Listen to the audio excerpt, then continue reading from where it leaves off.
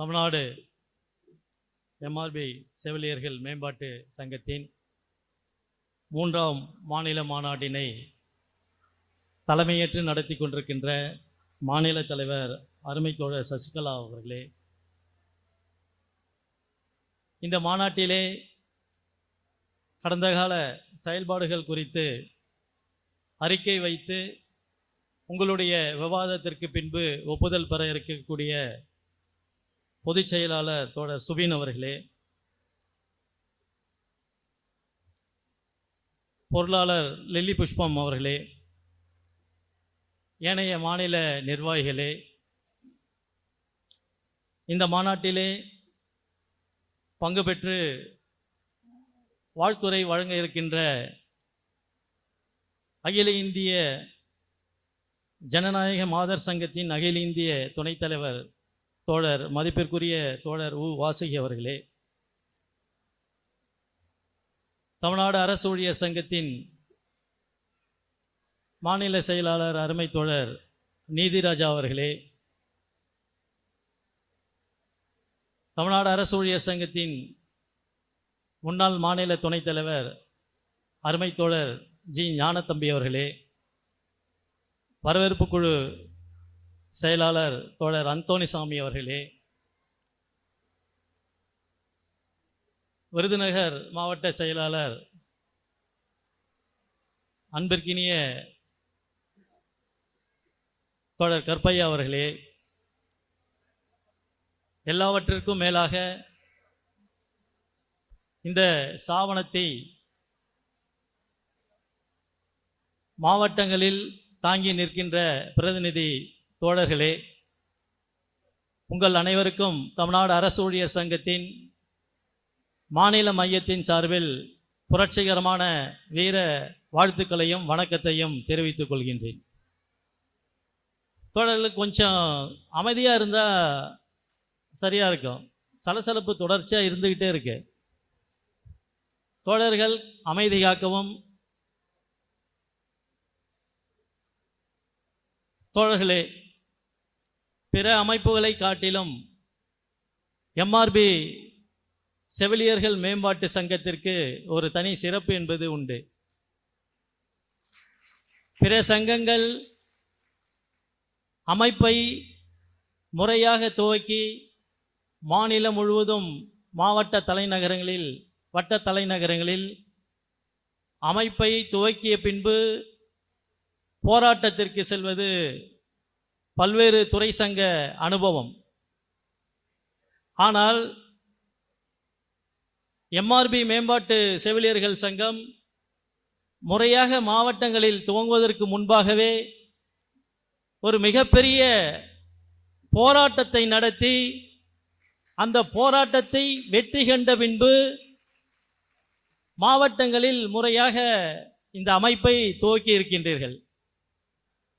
இது பிற துறை சங்கத்தை காட்டிலும் உங்களுக்கு ஒரு சிறப்பாக விஷயமாக தமிழ்நாடு அரசு ஊழியர் சங்கம் கருதுகிறது.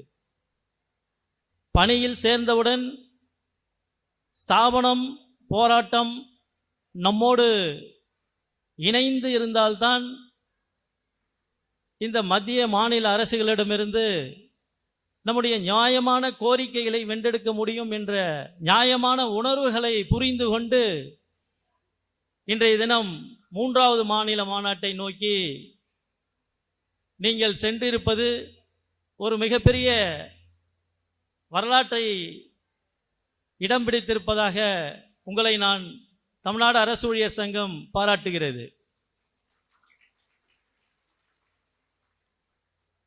தமிழ்நாடு அரசு ஊழியர் சங்கம் 84ஆம் ஆண்டு துவங்கிய பின்னர் தான் தமிழகத்திலே பல்வேறு துறை சங்கங்கள் துவக்குவதற்கு காரணமாக அமைந்தது.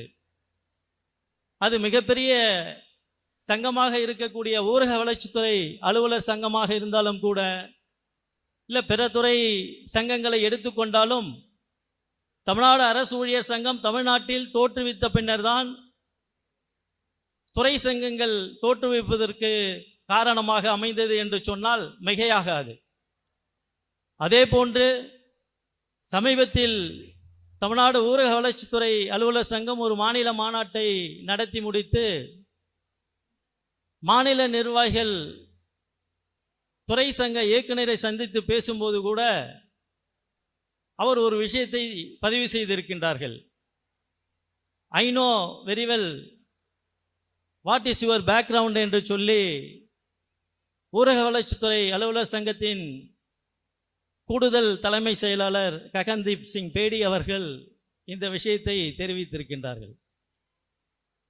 ஏதோ துறை சங்கங்கள் தோற்றுவிப்பதற்கு மட்டும் காரணமாக இல்லாமல் போராட்ட களத்திலே நின்று அந்த போராட்டத்தை முறைப்படி நடத்துவதற்கும் ஊழியர்கள் அந்த போராட்டத்தில் பங்கேற்று அந்த போராட்டத்தை வெற்றியடை செய்து கோரிக்கைகளை வெற்றியடை செய்வதற்கு தமிழ்நாடு அரசு ஊழியர் சங்கம் போராட்ட களத்தில் துறை சங்கங்களுக்கு துணையாக நின்று தனது பணியை கடமையை செய்திருக்கின்றது.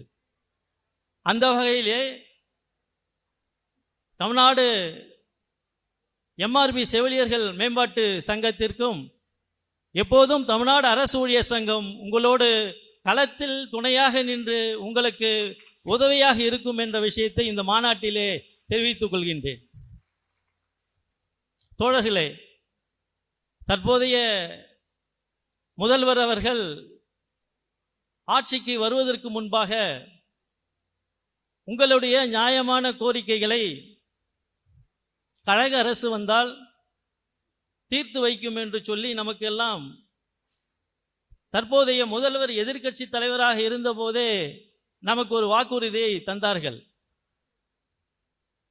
தேர்தல் அறிக்கையிலும் திமுகவின் தேர்தல் அறிக்கையிலும் அந்த வாக்குறுதிகள் இடம்பெற்றன.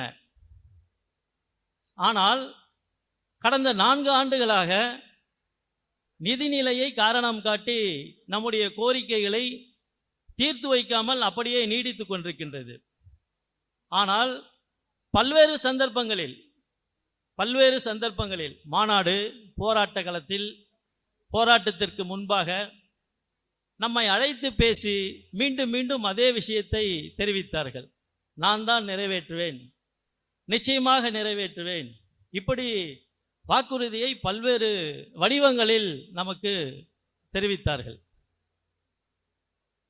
இப்போ சமீபத்தில் இந்த அரசின் கடைசி பட்ஜெட் கூட்டத்தொடர், இந்த பட்ஜெட் கூட்டத்தொடருக்கு முன்பாக பொருளாதார ஆய்வறிக்கையை தமிழக அரசு முதல் முறையாக வெளியிட்டிருக்கிறது. பொருளாதார ஆய்வறிக்கையை மத்திய அரசு பட்ஜெட் தாக்கல் பண்ணுவதற்கு முன்பாகவும் அதே போன்று கேரளா, கர்நாடகா போன்ற மாநிலங்களில் இந்த நடைமுறை இருக்கின்றது. ஆனால் தமிழகத்தில் மட்டும் இந்த பொருளாதார ஆய்வறிக்கையை இந்த பட்ஜெட் கூட்டத்தொடருக்கு முன்பாக வெளியானது.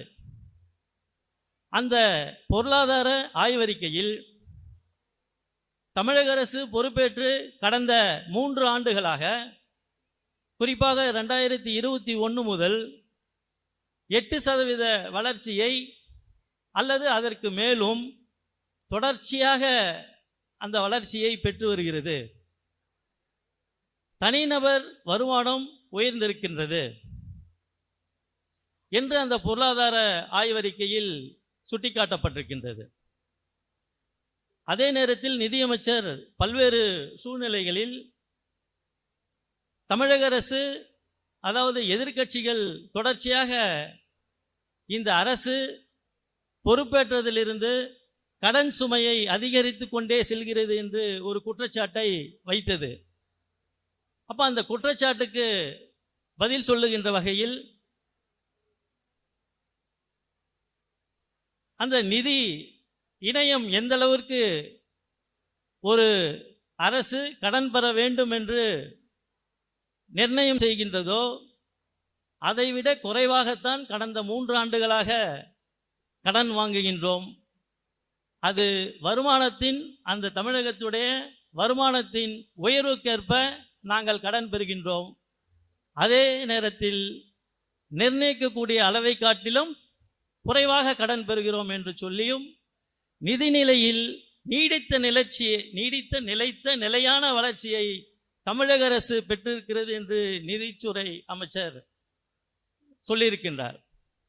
அப்போ பொருளாதார ஆய்வறிக்கையிலும் நிதி சம்பந்தமான விஷயங்களை பேட்டி செலுத்தும் போதும் தமிழக அரசு சொல்லுகின்ற விஷயம் நிதிநிலை நீடித்த வளர்ச்சியை பெற்று வருகிறது, நிதிநிலை சீரான வளர்ச்சியை பெற்று வருகிறது என்று தமிழக அரசு ஒரு புள்ளி விவரத்தை சொல்லி, ஆனால் நாம் ஜாக்டோ ஜியோ சார்பிலே போராட்டங்களை வைத்து அந்த போராட்டங்களை தீவிரப்படுத்தும் போது நம்மை தமிழக அரசு அழைத்து பேசும்போதெல்லாம் உங்களுக்கே தெரியும் நிதி சுமை இருக்கின்றது என்ற ஒரு பொய்யான குற்றச்சாட்டை நம்மிடம் தெரிவிக்கின்றது தமிழக அரசு. இது எப்படிப்பட்ட பேமானித்தனம் பாருங்க. ஒரு பக்கம் பொருளாதார ஆய்வறிக்கையில் நிதிநிலை சீராக இருக்கின்றதாக அறிக்கையில் சொல்லிவிட்டு, சமீபத்தில் மத்திய அரசு வெளியிட்ட புள்ளி விவரமும் 9% கூடுதலாக வளர்ச்சி இருப்பதாக மத்திய அரசு புள்ளி விவரமும் தெரிவிக்கின்றது. இப்படிப்பட்ட சூழலில் நிதிநிலையை காரணம் காட்டி பேமானித்தனமாக தமிழக அரசு தொடர்ச்சியாக அரசு ஊழியர்கள் ஆசிரியருடைய கோரிக்கையை நிறைவேற்றாமல் பிற்போக்குத்தனத்தோடு நம்மை எல்லாம் ஏமாற்றி வருகிறது தமிழக அரசு.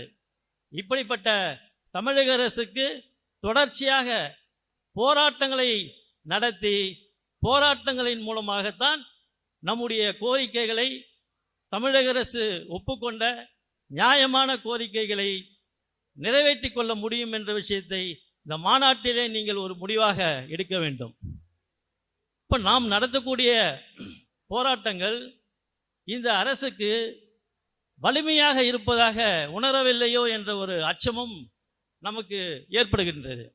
ஆனாலும் கூட தொடர்ச்சியாக கோபத்தோடு ஒட்டுமொத்த அரசு ஊழியர்கள் ஆசிரியர்களே இந்த போராட்ட களத்தில் இறங்குவதன் மூலமாக நாம் வைத்திருக்கின்ற கோரிக்கைகள் நிச்சயமாக நம்மால் வென்றெடுக்க முடியும் என்ற விஷயத்தை சொல்லி, அப்படிப்பட்ட முடிவுகளை இந்த மாநாட்டிலே அறைகூவல் தீர்மானமாக நீங்கள் நிறைவேற்ற வேண்டும்.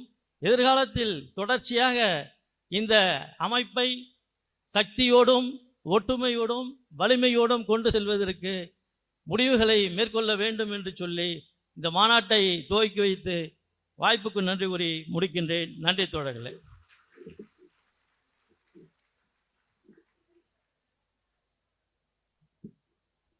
நேர மேலாண்மையை சரியாக கடைபிடித்த எங்களது தோழருக்கு நன்றிகள் பல.